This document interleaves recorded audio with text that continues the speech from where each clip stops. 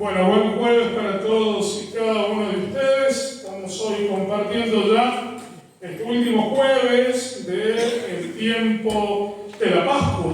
El próximo domingo, Dios mediante, celebraremos junto a toda la iglesia la solemnidad de Pentecostés, que celebramos la venida del Espíritu Santo sobre María y los apóstoles en oración.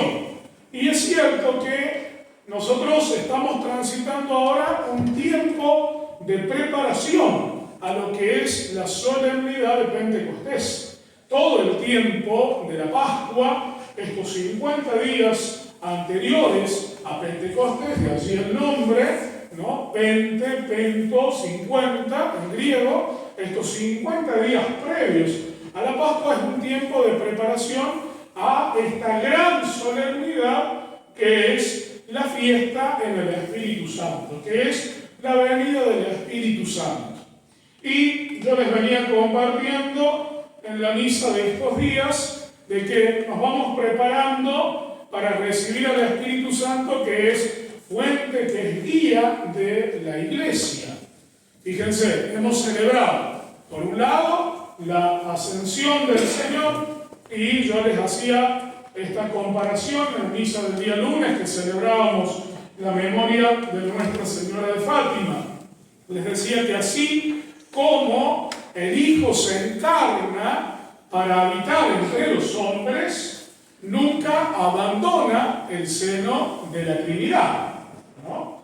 Esto que es un atributo propiamente de Dios. Este Dios que es omnisciente, que es todopoderoso, que puede estar en todos lados. Uno de los atributos de Dios es que este Dios que nosotros amamos, que es un Dios vivo y verdadero, está presente a través de sus tres personas.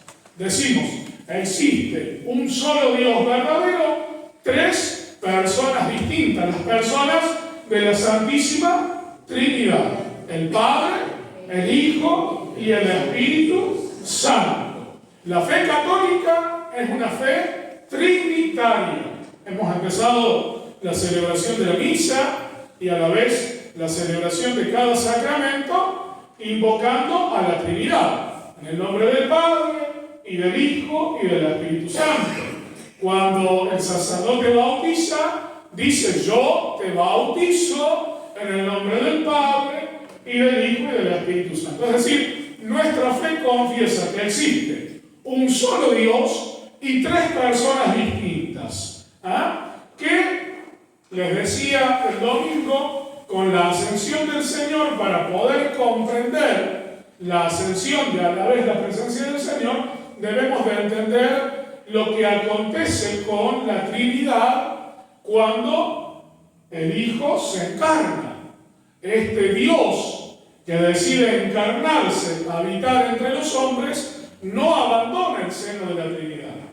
No es que el Hijo abandona al Padre y al Espíritu Santo para habitar entre nosotros. No. Su presencia entre nosotros es real, pero no se produce un vacío en la Trinidad. ¿Por qué? Porque Jesús es Dios en su segunda persona. Y Dios no es menoscabado por el misterio de la encarnación. Al contrario, nuestra humanidad es redimida y a la vez nuestra humanidad es elevada por el misterio de la encarnación. Y así como el Hijo no abandona al Padre ni al Espíritu Santo en la encarnación, debemos de saber que cuando Jesús asciende al cielo, no nos abandona a nosotros. Sigue estando presente en medio de nosotros. No es que Él va al cielo y se olvidó. No. Él sigue caminando entre los hombres. Es más, Él nos dice que vuelve al Padre, pero que no nos dejará huérfanos y que nos enviará al Espíritu Santo, que será nuestro abogado, será nuestro consolador, será nuestro defensor. Y desde el momento de la ascensión de Cristo a los cielos, debemos de tener presente que Él sí estando entre nosotros ya, no de una manera física, como fue la particularidad que vivieron los discípulos. Los discípulos tuvieron esta gracia, lo pudieron ver, lo pudieron escuchar, tocar, compartió con ellos. Nosotros no. Sin embargo, nosotros sabemos que su presencia es real. ¿Por qué? Porque Él ha prometido estar en medio de nosotros por medio de su Espíritu Santo. Y es lo que les venía yo dando catequesis en estos días, para los que han venido a misa entre semana, de la presencia de Dios entre medio de los hombres de manera neumatológica. ¿Ah? Para que se entienda qué es la presencia neumatológica. ¿Cuál es el tiempo neumatológico de la Iglesia? Es el tiempo del Espíritu Santo. De allí que la palabra griega, neuma, significa aire, significa viento, soplo. De allí que decimos nosotros que a los neumáticos les falta el aire. Y cuando nos enfermamos de los pulmones y nos falta el aire, tenemos neumonía, la falta de la oxigenación. Cuando hablamos de la presencia neumatológica, estamos hablando de una presencia que no es visible, pero sí es palpable. Yo les pregunto, ¿ustedes pueden ver el aire que respiran? No. ¿Y cómo sabemos que hay aire? Por un lado, porque respiramos. Por otro lado, porque si salimos afuera, las hojas de los árboles se mueven. Y cuando izamos la bandera, esta flamea. El aire no lo vemos, pero sí vemos la acción presente del aire en medio de nosotros. Lo mismo pasaría si yo aquí traigo dos cables pelados y les digo a ustedes que toquen el cable que tiene electricidad sin decirles a ustedes cuál es el cable que está enchufado. ¿Ustedes cómo pueden saber si el cable tiene electricidad? ¿La electricidad se ve? No. Nosotros no sabemos, de hecho es un peligro cuando hay un cable por ahí suelto, si tiene, como le decimos comúnmente y mal hablando, tiene corriente. Cuidado, padre, que tiene corriente, ¿no? No, tiene electricidad. Puede haber un circuito eléctrico allí que está activo. ¿Pero yo puedo ver la electricidad? No. ¿Qué veo yo? Los efectos de la electricidad, que son la luz, que yo enciendo el lavarropas y funciona, que yo enciendo, no sé, la aspiradora y esta funciona. Yo la electricidad no lo veo, pero los efectos de la electricidad sí. Cuando hablamos de que vivimos en el tiempo neumatológico de la Iglesia, en el tiempo del Espíritu, debemos de entender que no vamos a ver nosotros a Dios cara a cara. De hecho, si hay alguien que me dice, ay, yo lo vi a Jesús y se sentó conmigo a la mesa, Padre, y estuvimos tomando unos mates, yo los mando a internar al Carlos Pereira. Porque una vez me acuerdo, una señora me había invitado a almorzar, yo salí espantado, porque era sardinelista, nos habían invitado a almorzar, y resulta que esta doña había quedado viuda hace poco, ¿no? Y claro, nos sentamos a comer, éramos 3 seminaristas, nos habían invitado, se sentó la doña, se sentó la hija, se sentaron los nietos y habían puesto un plato de mar en la cabecera. Yo no sabía que la doña era viuda, ¿no? Entonces, claro, nosotros no dábamos la bendición, no impartíamos la bendición, no queríamos comer, porque pensábamos que faltaba el dueño de casa que se viniera a sentar, ¿no? Y había servido el plato, no había servido la comida, entonces nosotros estábamos esperando y en un momento ya incómodo, ¿no? Le decimos, madre, le digo, ¿a quién estamos esperando? ¿A su esposo? No, dice, si mi esposo acá está entre nosotros. Y yo me quedé Mirá, digo, ¿cómo queda? Sí, dice, bueno, yo le cuento, padre. Dice, yo soy viuda hace 5 años. Y yo lo extraño tanto, tanto al negrito que yo hago de comer y le pongo el plato de comida. Y come, padre. Peor todavía, ¿no? Digo, ¿a dónde fui a parar? ¿No? Y bueno, bendecimos la mesa, nos sentamos a comer y resulta que el estofado que había servido ahí se enfrió, las papas estaban ahí, la salsa estaba ahí, el pan y el vino nadie lo tomó. Bueno, era un sentimiento de ella, ¿no? Lógicamente que yo lo hubiese hecho internar, pobre señora, pero no era mi madre, ¿no? Pero yo decía, bueno, si acá vemos que el plato se empieza a vaciar y el pan me empieza a quedar mordisqueado, salimos todos corriendo para afuera a hacer un exorcismo, porque ¿no? Hay algo que no está bien, no está bien. Ahora bien, si alguien dice que ha visto a Jesús cara a cara, que lo abrazó, que están tomando mate juntos, que salen a caminar, que no sé, que se encierra en la pieza y viene Jesús y se le sienta al lado de la cama y le habla y le dice, no sabés, vos sabés que estoy enojado con San Pedro porque me hizo entrar a fulano o a mengano al cielo, yo lo mando al Carlos Pereira a esa persona.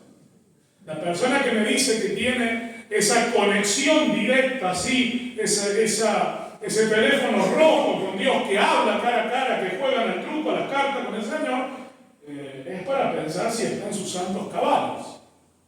Porque la presencia de Dios, desde la ascensión del Señor a los cielos, ya no es una presencia física como la que vivieron los apóstoles. Es una presencia en el Espíritu. Yo me voy, pero no los dejaré huérfanos. Les enviaré, ¿qué cosa? Mi Espíritu, que hablará por ustedes, que los defenderá, que será su abogado. Por eso se llama en teología este tiempo, desde la ascensión del Señor a los cielos hasta su venida gloriosa, que ahí sí lo vamos a contemplar gloriosamente y con un cuerpo glorioso y resucitado en poder y en victoria que vendrá a juzgar a los vivos y a los muertos, y como dice la oración de liberación, y a este mundo por medio del fuego.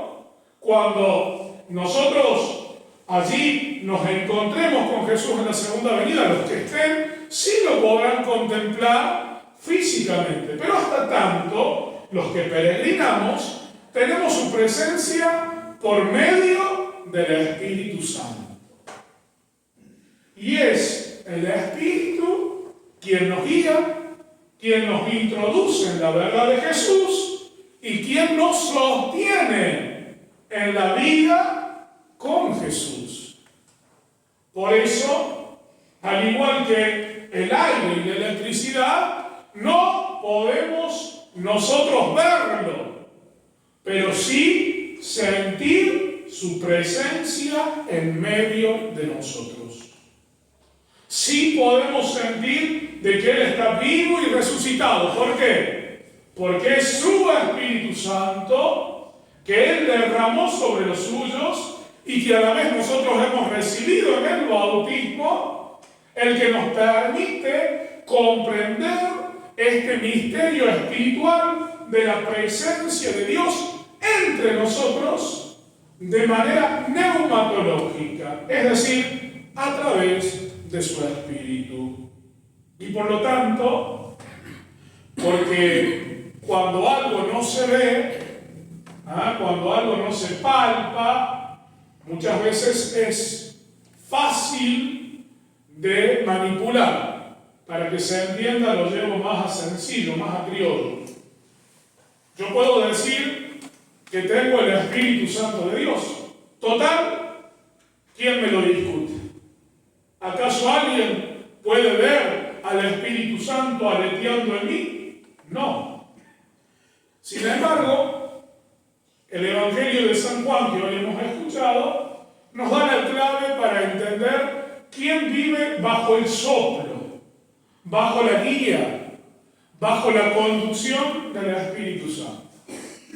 ¿Cuál es la clave para darnos cuenta si el Espíritu Santo vive en nosotros y nosotros somos guiados por el Espíritu Santo? La clave es la que plantea Jesús en el Evangelio. Padre, yo te ruego por ellos para que ellos sean uno, como tú y yo somos uno.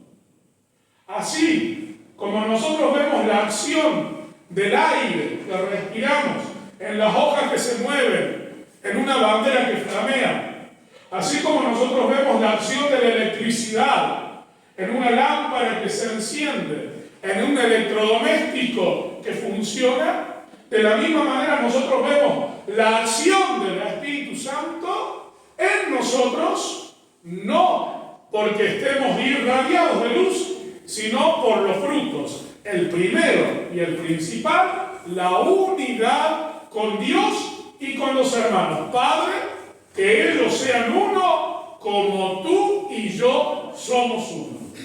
Por lo tanto, el signo visible, patente, de los hijos de Dios, movidos, guiados por el Espíritu Santo, no es otro que no sea el de la santa unidad entre los miembros del cuerpo de Cristo. Por eso la división en la iglesia es un escándalo, porque no podemos decir que tenemos el mismo Espíritu Santo y producir frutos de división y de discordia.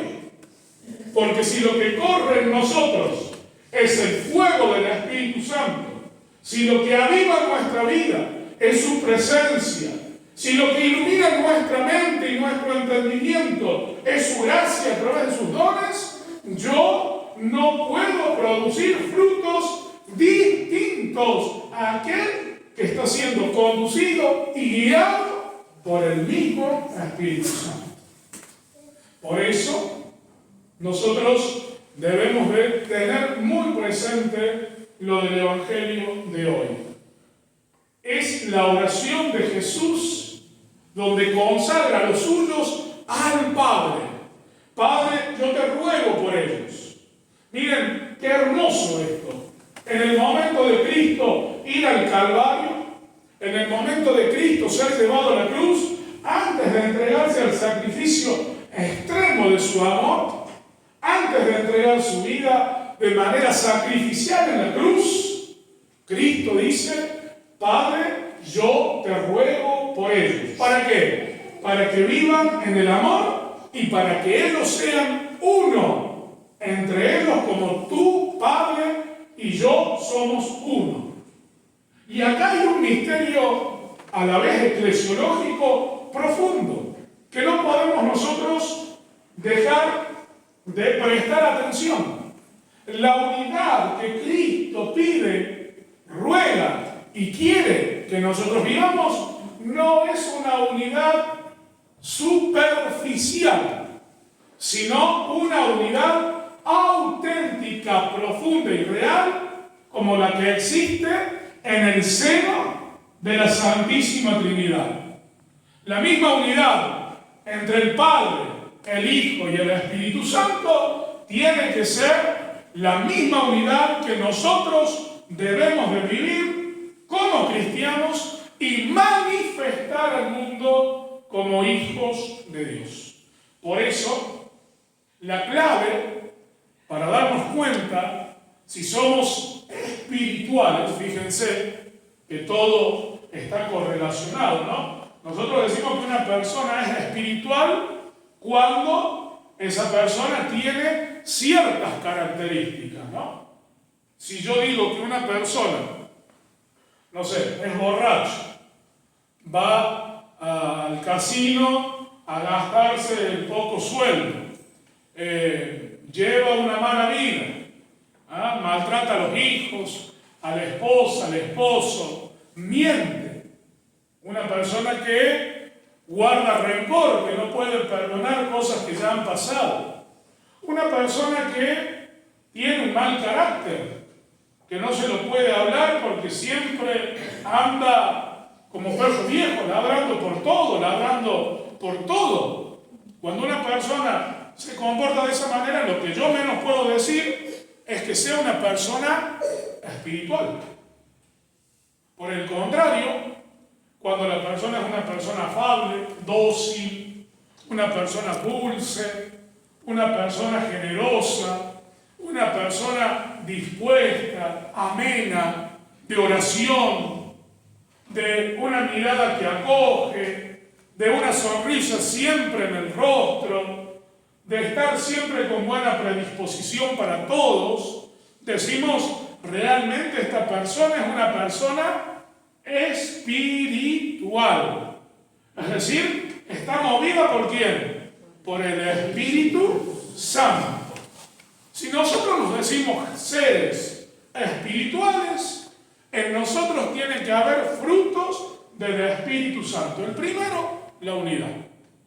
Por lo tanto, para darme cuenta yo, si realmente soy un ser, una persona espiritual, movido, guiado por el Espíritu Santo de Dios, por este Ruaj divino, por este fuego que todo lo transforma, para darme cuenta yo si en mí habita el Espíritu Santo y yo soy dócil al Espíritu Santo, para darme cuenta si soy un ser espiritual, lo primero que tengo que medirme es en el vínculo de la unidad y en el vínculo del amor con los que me rodean. Dice que la buena educación empieza siempre por casa. Yo en la iglesia me puedo dar de santulón, pero si yo en la casa no soy un ser espiritual, ahí, entre los que me rodean, me dicen, mira, tu carácter, la verdad es un carácter horrible, siempre tratas mal, siempre de mal humor, siempre negativo, siempre odioso, vivís mintiendo, vivís haciendo berrinche. Ya tengo la primera clave para darme cuenta que el Espíritu Santo no vive en mí. No vive en mí. Segunda clave. Si yo vengo a la iglesia y en la iglesia no me hablo con el hermano porque me ofendió, porque no lo quiero, porque no lo conozco, porque es nuevo, porque sea lo otro o aquello, en mí no obra el Espíritu Santo de Dios. Estar bajo la guía del Espíritu Santo es vivir en la clave de la oración de Jesús con los suyos. Una unidad perfecta y un vínculo de amor perfecto. En esto reconocerán que ustedes son mis discípulos, en lo mucho que se aman. Por eso es importante suplicar a Dios que derrame en nosotros su Espíritu Santo. Porque dice el apóstol que los que son guiados por el Espíritu Santo, los tales son hijos de Dios. Y dejarme guiar por el Espíritu Santo no es ser carismático, Cuidado. Porque muchos confunden la guía del Espíritu Santo con ser carismático. No. Ser hijo de Dios y guiado por el Espíritu Santo no es hablar en lenguas. No. Hay gente que habla en lengua, pero los demonios también hablan lenguas angélicas. No. Ser guiados por el Espíritu Santo no es tener don de profecías y vaticinar lo que va a venir. No. Porque el demonio también suele decir profecías. Ser dócil al Espíritu Santo no es tener el don de la alabanza. Como algunos piensan, que es alabar, tocar la pandereta, cantar. No. La clave para darme cuenta si soy del Espíritu Santo la dice el mismo Jesús. El vínculo de una unidad perfecta y de un amor auténtico entre todos. Padre, que ellos sean uno, como tú y yo somos uno.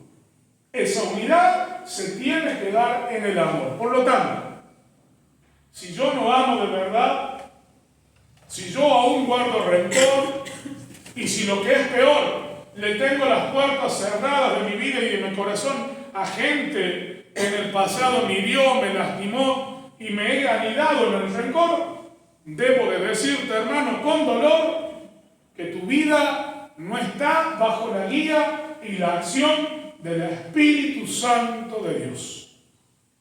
No está. Por eso, en este tiempo que vamos a Pentecostés, en este tiempo que volvemos a recordar y junto a toda la iglesia suplicaremos una vez más a Dios que derrame su fuego sobre nosotros, pidamos ser nosotros seres espirituales, es decir, guiados por el Espíritu Santo de Dios. Y así dar frutos bajo la guía del Espíritu Santo. Si en mi vida no hay frutos del Espíritu, entonces en mí no vive el Espíritu Santo de Dios.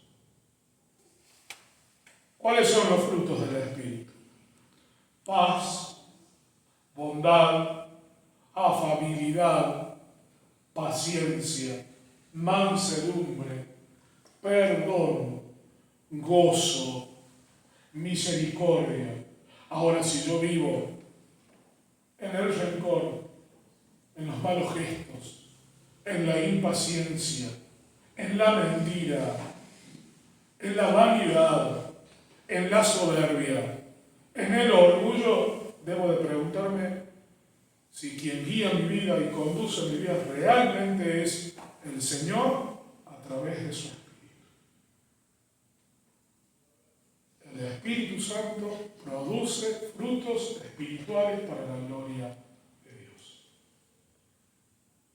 El primero, el don de la unidad.